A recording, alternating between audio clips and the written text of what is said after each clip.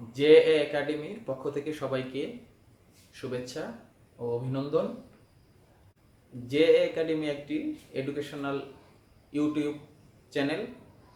এই চ্যানেলে মাধ্যমিক ও উচ্চ মাধ্যমিক পর্যায়ের বিষয়ভিত্তিক ক্লাস আমরা নিয়ে থাকব।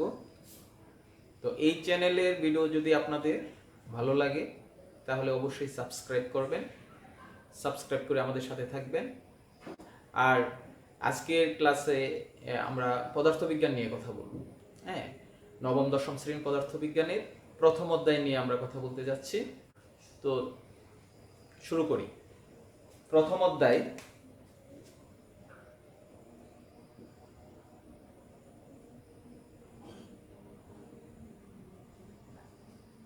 প্রথম অধ্যায়ের নাম হচ্ছে ভৌত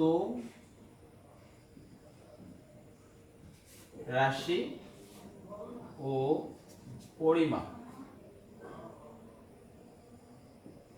আচ্ছা, এই ভৌত রাশি ও পরিমাপ বিষয়ে যাওয়ার আগে আমরা পদার্থবিজ্ঞান কি জিনিস সেটা আমরা একটু ব্যাখ্যা করতে চাই। পদার্থবিজ্ঞান হচ্ছে বিজ্ঞানের একটি প্রাচীনতম শাখা। তো পদার্থবিজ্ঞানকে আমরা কিভাবে সংজ্ঞায়িত করতে পারি আমি একটু লিখে দিচ্ছি।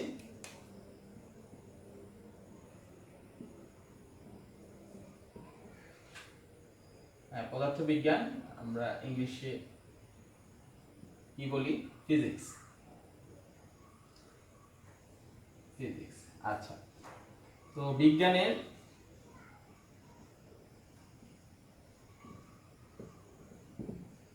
যে শাখায় পদার্থ, শক্তি,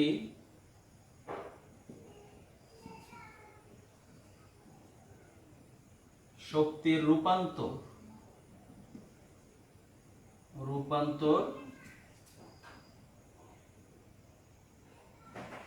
এবং পদার্থ ও শক্তির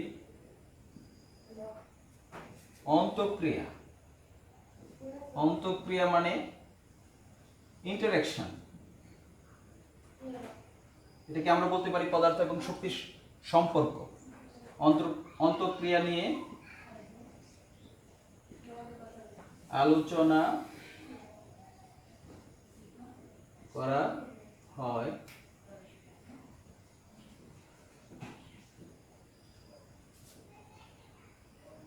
তাকে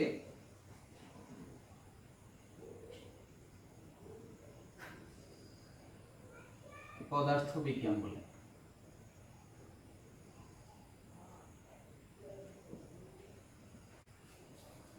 আচ্ছা, আমরা সংজ্ঞায় দেখতে পাচ্ছি যে এই কোন কোন বিষয় নিয়ে পদার্থবিজ্ঞান: পদার্থ, শক্তির রূপান্তর, হ্যাঁ, আর পদার্থ এবং শক্তির অন্তঃক্রিয়া মানে পদার্থ এবং শক্তির মধ্যে সম্পর্ক নিয়ে আলোচনা করে পদার্থবিজ্ঞান।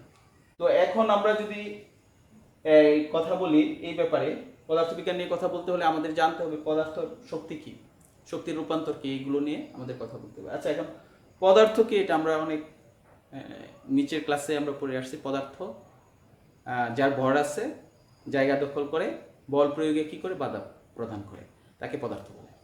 এখন পদার্থ কি হতে পারে? দৃশ্যমান হতে পারে। পদার্থ আবার কি অদৃশ্য হতে পারে। দৃশ্যমান পদার্থ সম্পর্কে আমরা জানি, হ্যাঁ, কোন কোন পদার্থ দৃশ্যমান এটা তো আমরা সবাই বলতে পারি। এখন অদৃশ্য পদার্থ কোনগুলো? যে পদার্থ গঠনকারী পরমাণু, এই পরমাণুকেই আমরা দেখতে পাই না, অথচ এই পরমাণুর ভিতরে যে ইলেকট্রন, প্রোটন, নিউট্রন আছে তাদেরকে তো দেখার প্রশ্নই আসে না। সো কিন্তু এই ইলেকট্রন, প্রোটন, নিউট্রনের কিন্তু ভর আছে, হ্যাঁ, জায়গা দখল করে। সো এই ইলেকট্রন, প্রোটন, নিউট্রন এরাও কিন্তু পদার্থ, এরা অদৃশ্য পদার্থ। আচ্ছা, এখন পদার্থ আর শক্তি এই দুইটা বিষয় নিয়ে কথা বলি। শক্তি কি? শক্তি কি জায়গা দখল করে? শক্তির কি ভর আছে? না, শক্তি কোনো ভর নেই, কোনো জায়গা দখল করে না। তো এর থেকে আমরা কি বলতে পারি যে পদার্থ এবং শক্তির মধ্যে ডিফারেন্স। পদার্থের ভর আছে, পদার্থ মানেই ভর থাকবে, জায়গা দখল করবে, বল প্রয়োগে বাধা দিবে। আর শক্তি মানে কি, সে কি করবে না, জায়গা দখল করবে না, আর তার কোনো ভর নেই।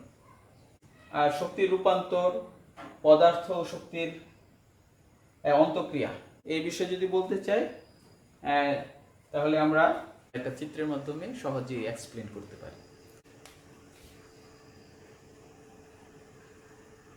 এটাকে আমরা প্রচলিত ভাষায় কি বলি, ব্যাটারি বলি।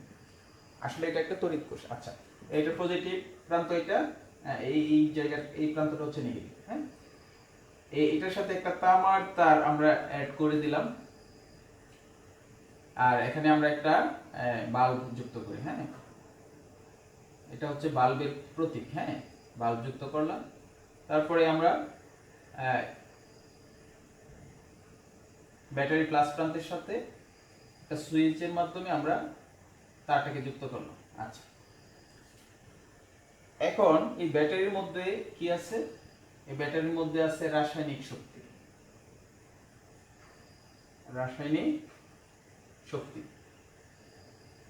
এই রাসায়নিক শক্তি কি করবে, ওই এটা আমরা ধরি এটাকে তামার তার, এটা হচ্ছে একটা তামার তার। এই তামার তারের ভিতরে যে ফ্রি ইলেকট্রন গুলো আছে, সেই ফ্রি ইলেকট্রনকে রাসায়নিক শক্তি কি করবে, বল প্রয়োগ করবে। বল প্রয়োগ করলে ইলেকট্রন কি হবে, ইলেকট্রন এই তামার তার দিয়ে ফ্লো হবে। এই তামার তারের পরমাণুর ভিতরে যে ইলেকট্রন আছে, সেই ইলেকট্রনগুলো তার দিয়ে ফ্লো হবে। আচ্ছা, এখন আমরা যদি একটু চিন্তা করি, তামার তার দিয়ে ফ্লো হওয়ার পরে দেখা যাবে যে এই বাল্বটা কি করতেছে, জ্বলতেছে। বাল্ব জ্বলবে। আচ্ছা, তাহলে এখানে বিষয়টা কি ঘটলো, কি পেলাম আমরা এখানে, তামার তার একটা পদার্থ। হ্যাঁ, ব্যাটারি একটা পদার্থ, আর ব্যাটারির ভিতরে কি আছে, রাসায়নিক শক্তি আছে। এখানে আমরা কি, এই যে সার্কিটের মধ্যে দুইটা বিষয় আছে, শক্তি আর তামার তার একটা পদার্থ। এখন এই তামার তারের যে ইলেকট্রন ফ্লো হয় তামার তারের ভিতর দিয়ে, সেটাও একটা মানে কি, তারও ভর আছে, ইলেকট্রনও ভর আছে। সো ইলেকট্রন হচ্ছে পদার্থের অন্তর্গত। এই ইলেকট্রন ফ্লো এর কারণে কি হলো, একটা নতুন শক্তি পেলাম। সেটা কি, সেটা হচ্ছে বিদ্যুৎ শক্তি। আচ্ছা, বিদ্যুৎ শক্তি আবার এখানে এই বাল্ব যখন জ্বললো, বিদ্যুৎ শক্তি আবার কনভার্ট হলো কি, আলো এবং তাপ শক্তি। আলো ও তাপ শক্তি।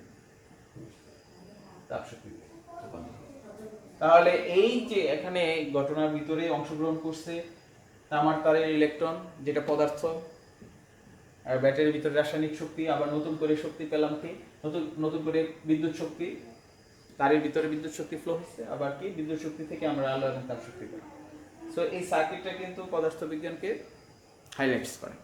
পদার্থবিজ্ঞানের নতুন শাখা তৈরি হচ্ছে প্রতিনিয়তই। তো কিছু উল্লেখযোগ্য পদার্থবিজ্ঞানের শাখা লিখছি। আমরা এখানে হেডলাইন দিই, পদার্থবিজ্ঞানের নতুন শাখা। হ্যাঁ,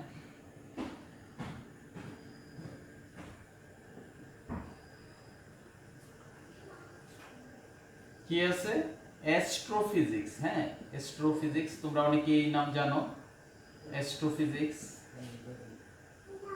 অ্যাস্ট্রোফিজিক্সটা হচ্ছে অ্যাস্ট্রোনমি আর ফিজিক্সের সেতু বন্ধন।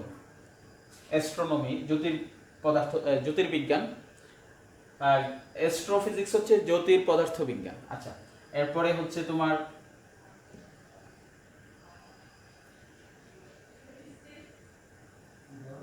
বায়োফিজিক্স আছে। বায়োফিজিক্স আছে। বায়োফিজিক্স এটা বায়োলজি এবং ফিজিক্সের একটা সেতু বন্ধন। আচ্ছা, এরপরে হচ্ছে তোমার কেমিক্যাল ফিজিক্স। হ্যাঁ, তো বোঝাই যাচ্ছে এটা হচ্ছে কেমিস্ট্রি এবং ফিজিক্সের সমন্বয়ে এই শাখাটা, কেমিক্যাল ফিজিক্স। এরপরে মেডিকেল ফিজিক্স আছে। হ্যাঁ, মেডিকেল ফিজিক্স। এই মেডিকেল ফিজিক্স বিষয়টা তোমরা বুঝতেই পারবা যে আমরা যদি কোনো মেডিকেলে অধ্যয়ন করে, তাকে এই মেডিকেল ফিজিক্স নিয়ে কিছু পড়াশোনা করতে হয়। X ray, ultrasonography, CT scan, হ্যাঁ, এনজিওগ্রাফি, এন্ডোস্কোপি, সব কিছু মেডিকেল ফিজিক্সের অন্তর্গত। এখানে যতগুলো যন্ত্রের নাম বললাম, মানে এই যতগুলো বিষয়ের নাম বললাম এবং এর সাথে যেই যন্ত্রগুলো রিলেটেড সবগুলো ফিজিক্সের থিওরি অনুযায়ী তৈরি করা হয়েছে, যা মেডিকেল সায়েন্সকে কি করছে, অনেক এগিয়ে দিয়েছে। আচ্ছা ঠিক আছে, আরও আছে আমাদের জিওফিজিক্স আছে,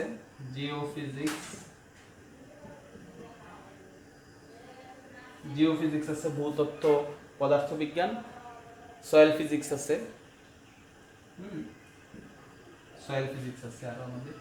আচ্ছা, আমরা আপাতত এই কয়েকটা নামই আমরা এখানে লিখলাম। তো তোমরা এটা পড়ে নিলে আশা করি বুঝতে পারবা, কোনো সমস্যা হবে না। এখন আমরা পদার্থবিজ্ঞানকে আমরা দুটি মূল শাখায় বিভক্ত করতে পারি। এক, ক্লাসিক্যাল পদার্থবিজ্ঞান, ক্লাসিক্যাল পদার্থবিজ্ঞান।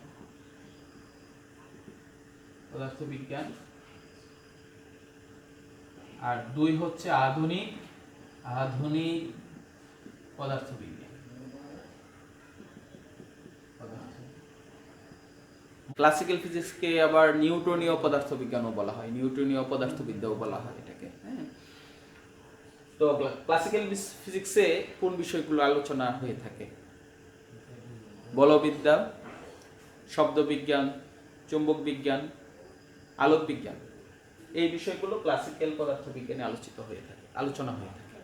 আর আধুনিক পদার্থবিজ্ঞান কোয়ান্টাম মেকানিক্স এবং আপেক্ষিক তত্ত্বের উপর ডিপেন্ড করে এটা প্রসারিত হয়েছে, এটা গড়ে উঠেছে। কোয়ান্টাম ফিজিক্সটা আসলে হচ্ছে যে এই অদৃশ্য যে মৌলিক কণা আছে, জগৎ আছে, হ্যাঁ, কণিকার যে জগৎ আছে, সেই জগৎকে ব্যাখ্যা করার জন্য কোয়ান্টাম ফিজিক্সের ব্যবহার করা হয়। কোয়ান্টাম ফিজিক্স সেই বিষয় নিয়ে আলোচনা করে। থিওরি অফ রিলেটিভিটি, আপেক্ষিকতার তত্ত্ব, আইনস্টাইনের দুই ধরনের আপেক্ষিকতা আছে, একটা হচ্ছে জেনারেল থিওরি অফ রিলেটিভিটি, আর একটা হচ্ছে স্পেশাল থিওরি অফ রিলেটিভিটি।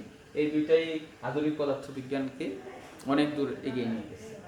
আচ্ছা, থিওরি অফ রিলেটিভিটি সম্পর্কে আমরা E = mc² সূত্রটাকে যখন একটু এক্সপ্লেন করব তখন এই বিষয়টা নিয়ে একটু কথা বলব। আচ্ছা ঠিক আছে, তো আজকে এই পর্যন্তই। আল্লাহ হাফেজ।